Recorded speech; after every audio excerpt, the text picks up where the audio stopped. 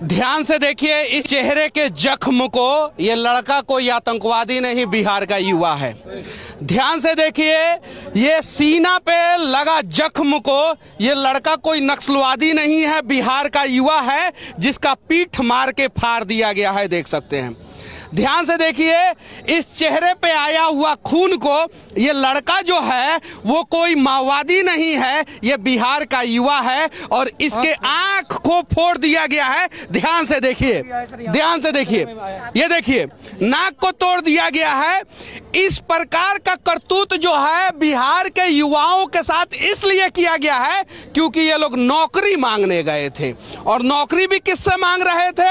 एक सरकार से जो हर 2 साल बाद जो है पलट जाता है। उम्मीद था कि इस बार जो सरकार पलटा है वो इन लोगों का भविष्य पलट देगा, लेकिन भविष्य नहीं पलटा, इन लोगों को उलट पुलट के जो है जबरदस्त तरीके से कूटा है। जरा सोचिए, ये देखिए इस प्रकार से देश के किसी भी कोने में रोजगार मांगने वाले लोगों को तो नहीं ही मारा जाता होगा। जरा देखिए ये आंखों को, आंख को फोड़ दिया गया। ये देखिए, ये देखिए, ये बनावटी नहीं है। यहाँ पे देखिए छाती को तोड़ने का प्रयास किया गया है, देख सकते हैं। यहाँ पे देखिए, यहाँ पे मारा गया है, यहाँ पे मारा गया है, यहाँ पे देखिए एकदम निर्मम तरीके से मारा गया है। और इन लोगों का पीछे भी इन लोगों को मतलब कि हर किसी को मारा गया है। और यहाँ पे बहुत सारी महिलाएं हैं। ये देखिए, ये जो है तोड़ दिया है। ये कोई मतलब कि अवैध संगठन की कार्यकर्ता नहीं है, ये टीचर बनना चाहती है, नौकरी मांगना चाहती है। और इनका हाथ देखिए, यहाँ पे हाथ तोड़ दिया है, हाथ तोड़ दिया। ये देखिए ये भीड़, पहले आप लोग, ये सभी लोग जो है ना पटना में रोजगार मांगने आए थे, सभी के सभी लोग, और इन लोगों को धर धर के रोजगार दिया गया है, जबरदस्त तरीके से कूटा गया है। आपको क्यों पीटा गया? सर मैं तिरंगा लेकर के सबसे आगे वहाँ जब मैं नारा लगा रहा था, अपनी हक की लड़ाई के मांग कर रहा था। अच्छा, हक की लड़ाई में मांग क्या था आपका? सर मेरा 7th फेज नोटिफिकेशन जारी करो। हाँ। और प्राइमरी नोटिफिकेशन। हाँ।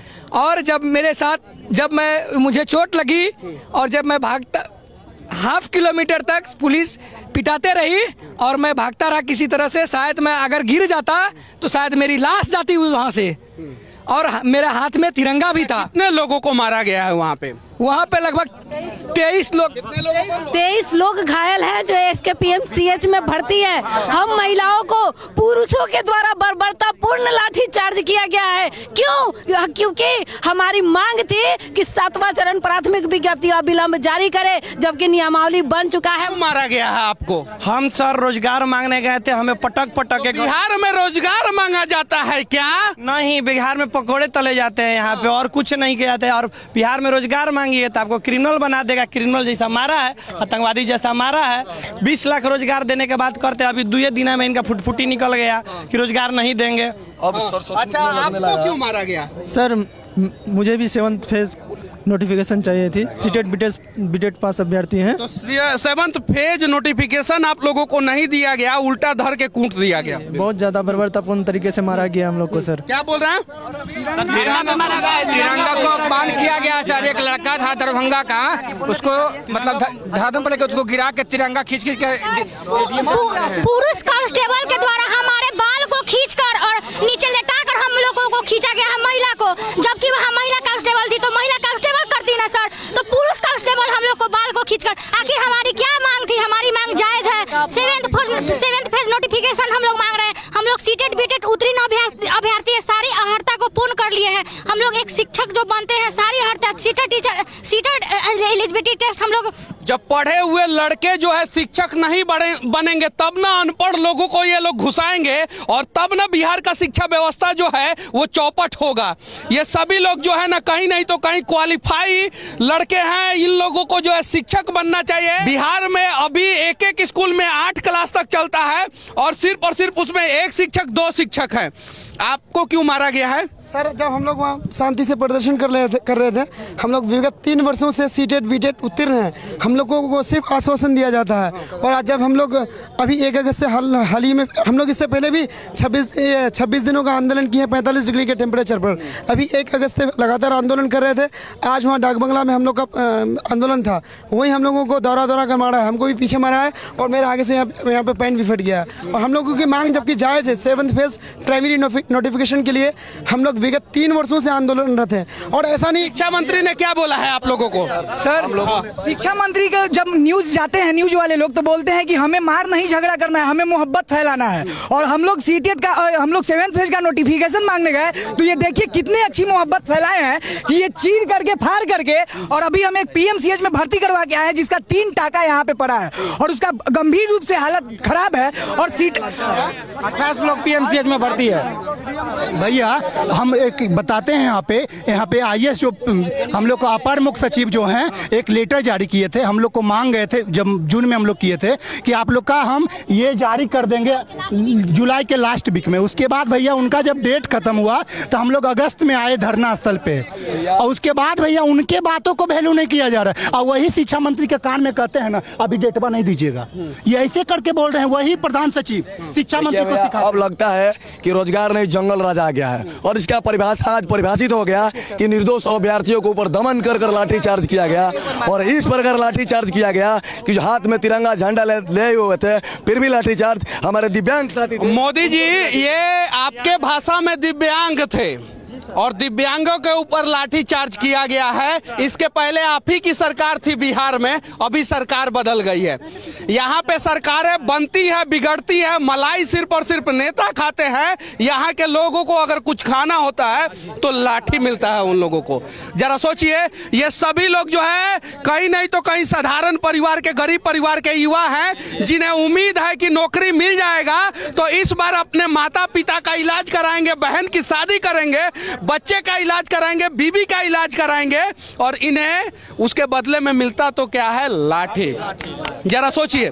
और कहीं नहीं तो कहीं ये गलत है। और पूरे हिंदुस्तान में सबसे ज्यादा शिक्षा व्यवस्था अगर किसी राज्य का खराब है तो बिहार का है। उस शिक्षा व्यवस्था को दुरुस्त करने की जरूरत है। बिहार के शिक्षा मंत्री नया वाले जब पद ग्रहण कर रहे थे तो उन्होंने बोला कि बिहार के शिक्षा व्यवस्था को जो है वो दिल्ली के शिक्षा व्यवस्था से भी ज्यादा दुरुस्त कर देंगे।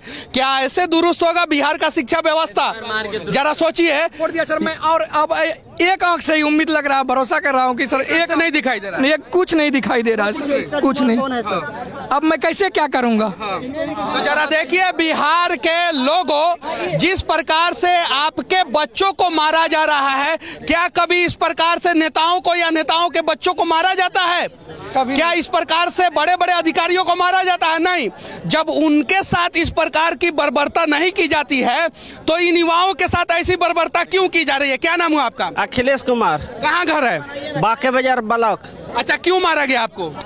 हम विज्ञप्ति के लिए धरना प्रदर्शन कर रहे थे शांतिपूर्वक और प्रशासन लाठीचार्ज कर दी। प्रशासन लाठीचार्ज कर दी। इन सब के बीच में लोग समझते हैं कि पुलिस वाले गलत है, जबकि पुलिस वाले से ज्यादा गलत वो सिस्टम है जो आदेश देता है कि मारो तो पुलिस मारता है। और अगर वो सिस्टम कहता है कि नहीं तुम मार खाओ, उनका पत्थर खाओ, तो वहीं पुलिस पत्थर भी खाता है। सही है कि नहीं है?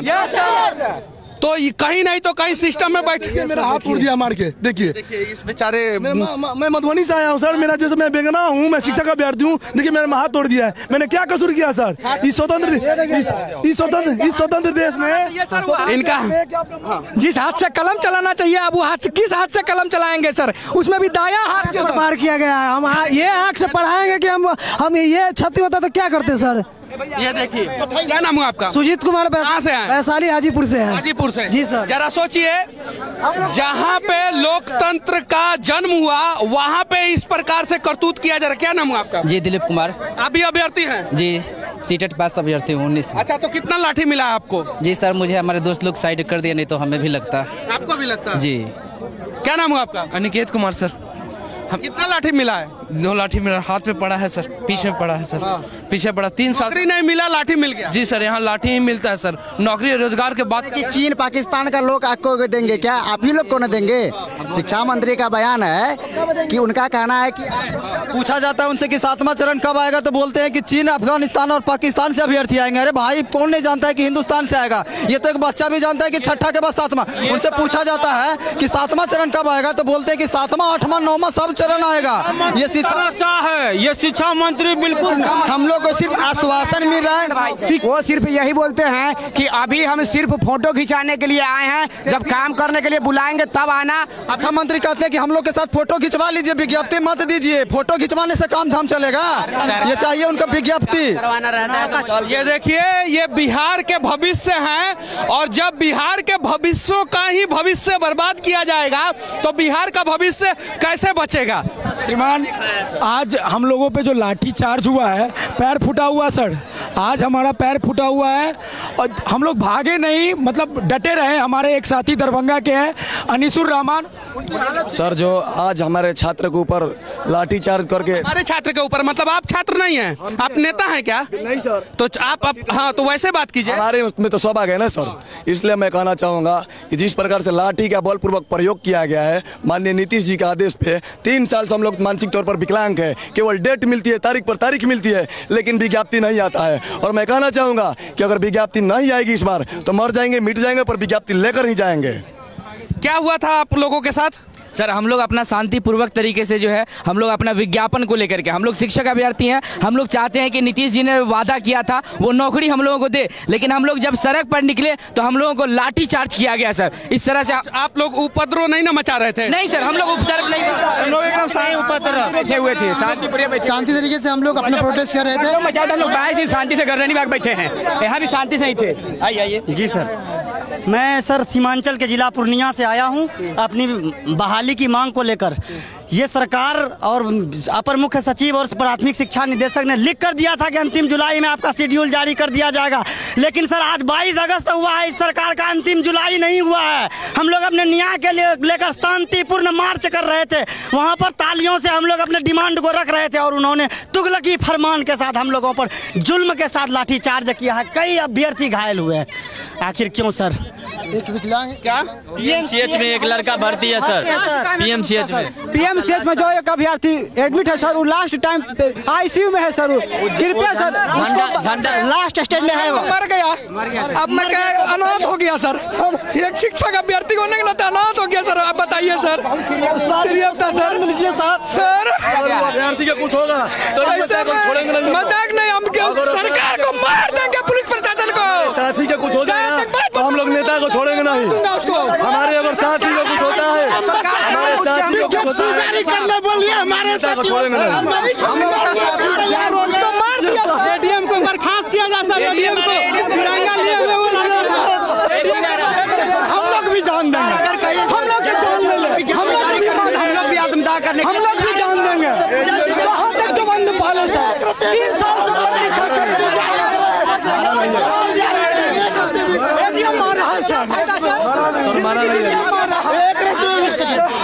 भैया जमीन बेच के, मम्मी पापा का गहना बेच करके बीएड किए, और जवान बहन अभी घर में है, और वो बहन माँ इंतजार में है कि भाई को जॉब मिलेगा तो उसी पैसे से हमारी शादी होगी। अब बताइए, ना जमीन रहा, ना गहना रहा, और हम लोग आज गांधी मैदान पे हैं, तो बताइए क्या करें बीएड का, क्या करें डीएलएड का।